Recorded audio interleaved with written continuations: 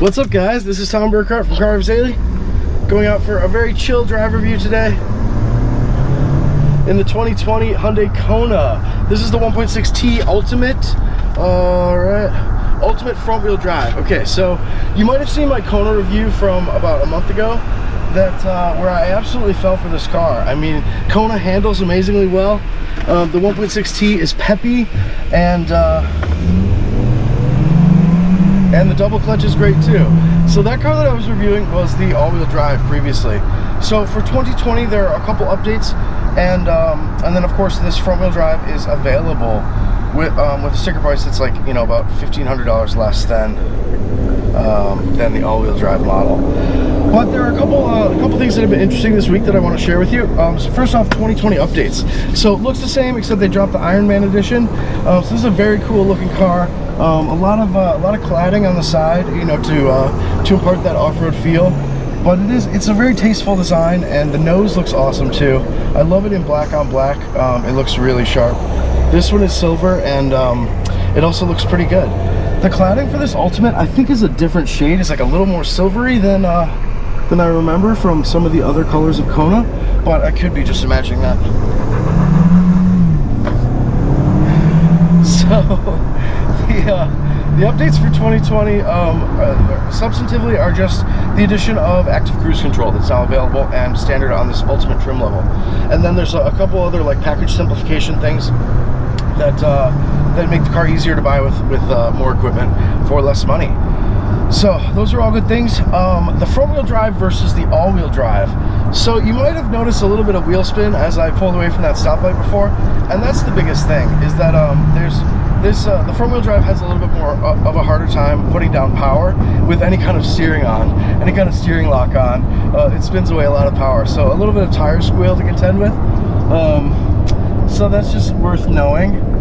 And then the other big difference it has is that the rear suspension is different. Instead of an independent rear suspension, the front wheel drive comes with a live axle in the back, like a torsion beam.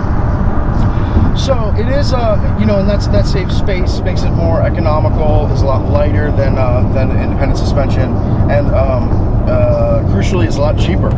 So those are the biggest differences between the front wheel drive and the all-wheel drive. But you still have all these great Kona things. You know, you've got the sport mode, which really changes the drive demeanor. I mean, when you put this thing in sport mode, it genuinely, you know, it just responds more to the throttle. It wants to go faster. It wants to have more fun. Whereas in the regular drive mode, clearly optimized for economy, and we get an average of 30, so like 28 in the city, 32 on the highway. So very economical, but the stock settings of the normal drive mode definitely, you know, stick to that. So you really have to boot it to get the thing moving, otherwise it feels a little pokey. But in sport mode, it's the exact opposite. So obviously I've just been living in sport mode the whole time, and loving it. This is a great engine. Shockingly, this engine is actually made in China, so that's really, it's interesting. The engine origin is China. The rest of it is you know, primarily Korean, as you would expect. But it's interesting to see a Chinese engine on the world stage, and one that's awesome. I mean, it's really good. This engine is, you know, the same as is in the Elantra Sport, but feels a lot more powerful, and it's just a lot more satisfying. Transmission, this double clutch is still fantastic. It has zero like hiccups or like lumpiness or like roughness that double clutches have sort of become synonymous with in some cases. So that's like a huge achievement for Hyundai for this in-house developed double clutch transmission. And then it also just shifts like instantaneously. I mean, there's really, it's just an awesome transmission. It doesn't kick down as hard as a traditional automatic would. You know, like when you floor it to pass someone, the kickdown is relatively quick, but it's just not quite as urgent. You can tell that in the programming they've been a little conservative about the settings there, and so they've given it a little more time to engage, to be smooth. But that's cool. I mean, it's a 7-speed, so it's got lots of top end for. So those, I mean, it's still awesome. It's a great transmission. About 1,000,000 miles better than any kind of CVT that's available in most of the competition. So this is a great car. I definitely enjoy the all-wheel drive more because you can make the most of the power. So like this kickdown, for example, it just takes a little bit. It takes a little bit of time, but it's so smooth, and the shifts are so flawless that it's really hard to fault it. You know, the one thing is I wish it had shift paddles, but you know, what are you gonna do? So how is it? Can you really tell the difference in rear suspension? You know, I couldn't until I read it on paper, but then when I read it, I was like, okay, that kind of makes sense, because, and this is kind of a good thing in my eyes, because I like more neutral handling cars where if you come in too hot to a corner, they won't just understeer. So in that way, having a live axle is great, because this car does not understeer. It loses a little bit of traction, you know, if you overcook an on-ramp, but then it's just like a progressive, nice four-wheel breakaway that's easily controlled, easily brought back in line, and it's just like kind of fun. I mean, they've tuned the heck out of this suspension in this vehicle in general to just drive really really nicely, vastly superior to the previous generation of Hyundais and Kias. It's awesome. I mean, it's super quiet at idle, super quiet just sitting here, really like intuitive tech. I mean, all the stuff is very very simple. You know, you got auto high beams, auto so it's a little scrappier coming away from the line, and that's when it's like dry and hot out, you know, like it is in South Carolina right now. But if it were wet or potentially snowy, this car might have some issues like putting its power down. So in that case, you know, if you're in a snowy environment, the all-wheel drive is well worth the upgrade, because you know, it's just so much grippier. And that rear suspension, the independent rear suspension, will be more helpful if you are in like some kind of gravelly road situation.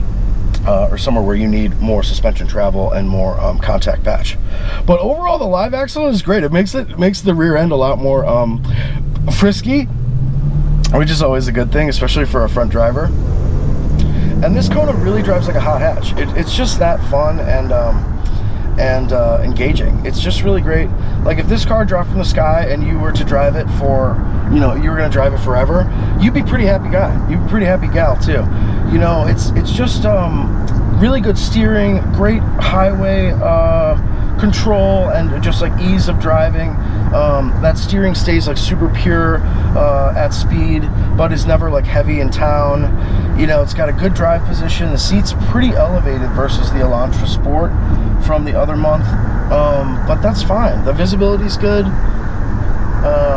Cabin overall is pretty good. I mean, there's some hard plastics, but that comes with the territory for a vehicle that has like a 20K base price. And it's just a real charmer. Like everything it does is really charming, including the new auto cruise. It's just like pretty chill. The lane keep is nice. The heads-up display is really great. Very similar features to the Genesis that costs twice as much. The G70 from last week that I freaking loved. But you know, so you got blind spot notifications in the head-up display, as well as a variety of other information. It's just like little stuff that they've just sort of brought mainstream. So next, I'm ready for the limited slip diff from the Veloster N. This car could really, I mean, it would be fun with it, or this all-wheel drive system onto the Veloster N. I will take either one, Hyundai. Thank you very much. So, but for this is only stuff you're going to notice if you're like a real boy racer type of driver, that I have been accused of being. But you know, if you're just driving calmly and chill, you'll never have any qualms with this car. Almost no torque steer. I mean, it's pretty peppy. The biggest thing with the Kona front wheel drive with the 1.6T is you really want to be pointed straight ahead before you give it the full beans, because otherwise it's going to spin away some of that power. And you know, in addition to you know, usually making a little bit of socially irresponsible tire squeal, it also just, you know, just doesn't move as quick. So the all-wheel drive makes the most of this engine and drivetrain, but this one's more cheap, more affordable. It's more economical, and it's just still is lovable. 95% is lovable. These are still like these subcompact crossovers. Like they feel like regular vehicles from up front versus like the, you know, tiny and depressing econo box feel of most subcompact cars, sedans, I should say. So it feels like pretty roomy up front, and the back seat of this car is actually pretty good too. Where you really like have to remind yourself, like, okay, this is like a tiny vehicle, is when you're doing your big shopping. So if you're like a Costco goer, or some other, you know, or you buy groceries for a big group, the trunk fills up pretty quickly. So get ready to either fold one of the segments of the back seat down, or just end up having, like, you know, groceries in the back seat. But that being said, it's a lot roomier than the Honda HR-V and the Toyota CHR, who are some of its primary rivals. The Kona's awesome. I really like the car. I really like it. I don't love this one as much as the all-wheel drive, because the all-wheel drive was just like, oh my god, this is like such a fun car. It's fun. It handled amazing. This one handles well too, but it's not as resolved.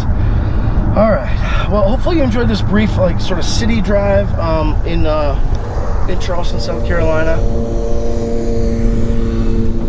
You know, I didn't go out to the our road course loop because I ran out of time this week, but I have I have great things to say about the Kona, and you will too if you go drive one and buy one. This is a totally awesome car to own and to drive. Very satisfying, very rewarding, great value, and very affordable. See you guys next time. This is Tom Burkhardt from Car Rev Staley.